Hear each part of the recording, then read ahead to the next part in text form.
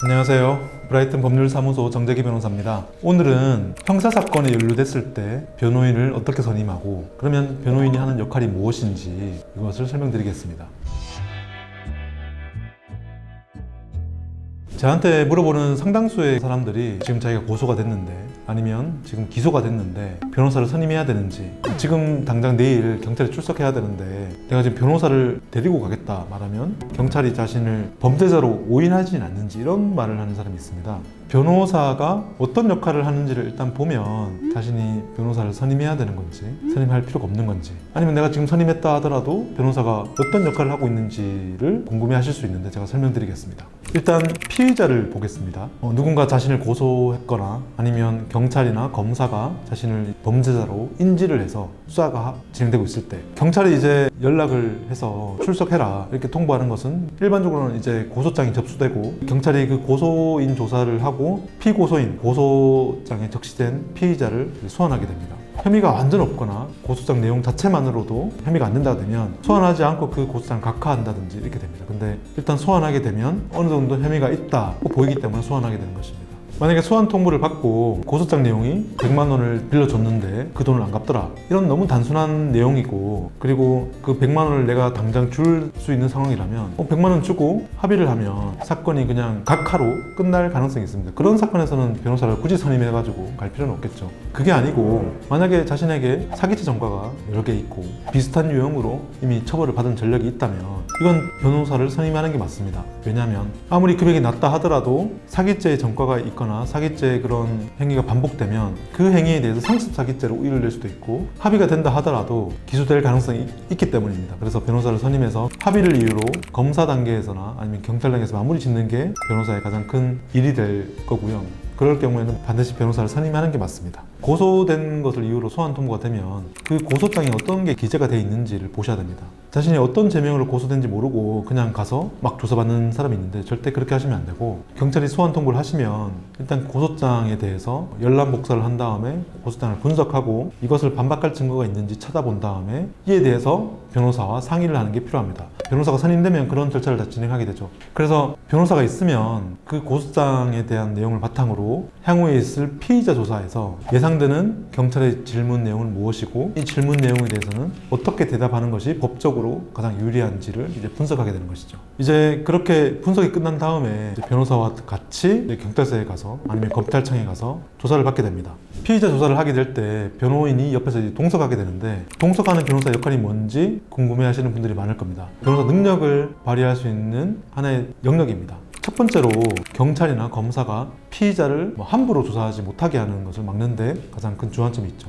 그 존재 자체로 욕을 한다든지 때린다든지 이런 거는 이제 불가능하게 되는 거죠. 두 번째로 큰 중요한 역할은 검사나 경찰이 조사를 하게 될 때 질문하는 내용이나 피의자한테 보여주는 증거들이 있습니다. 보통 고소장 하나만 가지고 저희가 분석을 해서 가기 때문에 경찰이나 검사가 어떤 증거를 가지고 있고 어떤 질문을 하게 되고 어떤 내용으로 조사가 이루어졌는지를 정확하게 알지는 못합니다. 가서 질문하는 내용을 듣고 변호사가 이 경찰은 지금 이 내용으로 이렇게 조사하고 있구나, 공범들에 대해서는 어떻게 조사가 됐고 증거가 뭐가 있고 이건 빠져 있구나, 이건 모르고 있구나, 이런 내용들을 변호사가 옆에서 캐치하게 됩니다. 그 캐치하게 돼서 수사기관이 수사하고 있는 사건의 전체적 형태를 그 자리에서 알아보게 되는 것이죠. 피의자 조사에 가지 않고 이런 내용을 알기는 정말 쉽지 않습니다. 물론 경찰이나 검사가 그 사건 내용을 전부 다 알려주면 좋겠지만 수사기관의 모든 수사 정보는 비밀이기 때문에 그 정보를 함부로 알려줄 수도 없고 그 내용을 공유하지 않습니다. 피의자의 변호인이 되면 중요 사건이나 아니면 사건이 복잡한 사건이나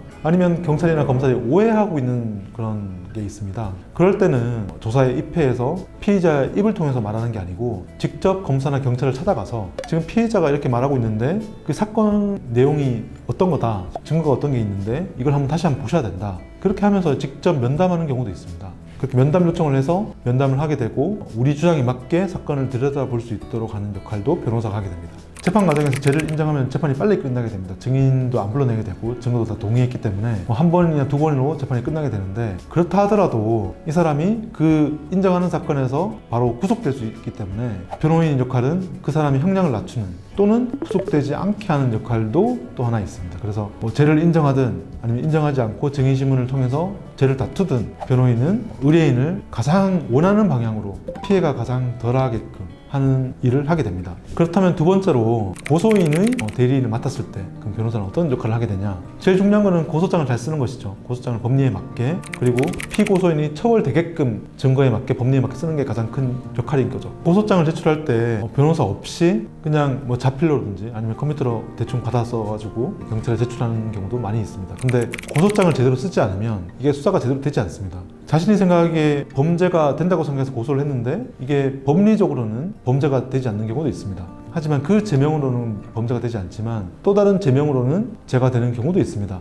그래서 고소장을 쓰실 때는 변호사를 만나보고 변호사가 직접 법리에 맞게 쓰는 게 어떻게 보면 가장 중요한 포인트 중 하나라고 볼 수 있습니다. 두 번째로 제일 중요한 역할이 수사관이나 검사와 이 고소된 사건이 기소가 되게끔 유죄의 심증을 가질 수 있게끔 그 사건을 설명하는 것입니다.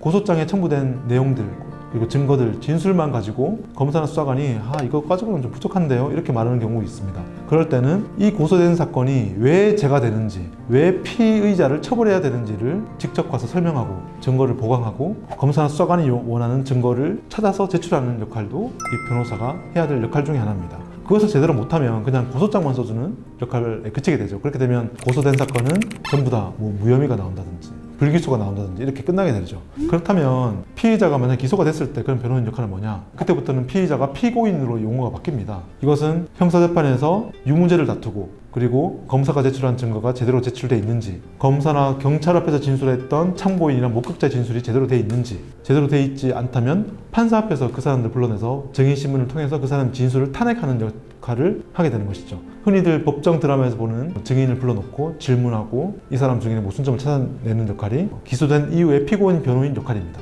이렇게 기소가 되면 공소장이 날아오게 되는데 공소장을 분석하고 그리고 검찰에 제출됐던 유죄의 증거라고 제출됐던 증거를 복사해 와서 의뢰인과 같이 그 증거를 보고 분석하고 그리고 그 증거 중에 혹시 이상하게 진술한 사람, 거짓말한 사람이 있으면 그 증거에 대해서 부동의를 통해서 검찰 측 증인으로 불러내게 됩니다. 그러면 검찰 측 증인을 불러내게 되면 우리는 반대 신문을 통해서 증인신문 과정에서 증인의 모순점을 찾아내는 그런 역할을 하게 됩니다. 재판장에서는 이런 증인신문뿐만 아니라 공소장에 나타나 있는 검사의 주장 중에 잘못된 점을 나타내는, 그리고 변호인 이름으로 피고인의 왜 무죄인지, 유죄이지만 왜 이 사람에 대해서 처벌을 강하게 하면 안 되는지에 대한 의견서를 작성하게 됩니다. 그 의견서에 대해서 또 검사가 반박하게 되겠지만 의견서를 잘 쓰고 증거에 맞게 법리에 맞게 쓰는 것도 피고인의 변호인 역할 중에 하나입니다. 오늘은 변호인의 역할에 대해서 설명드렸고요. 이렇게 피의자일 수도 있고 피고인일 수도 있고 피해자, 우리가 고소인일 수도 있는 사건에서 변호사는 다양한 역할을 하게 됩니다. 제일 중요한 것은 정말 올바른 변호사를 선임하는 것이 제일 중요합니다. 그냥 사건만 수임하고 기록 검토 제대로 안 하고 입회해서 동석했을 때 그냥 가만히 멀뚱멀뚱 지켜보는 변호사가 아니고 그 사람의 입장에서 변호해야 될 일만의 그런 가능성이 있다면 그 가능성을 극대화시키는 역할을 하는 것이 변호사이기 때문에 그런 변호사를 꼭 찾으시고 혹시 이에 대해서 궁금한 점이 있으면 저한테 연락 주시기 바랍니다. 이상 시청해 주셔서 감사합니다.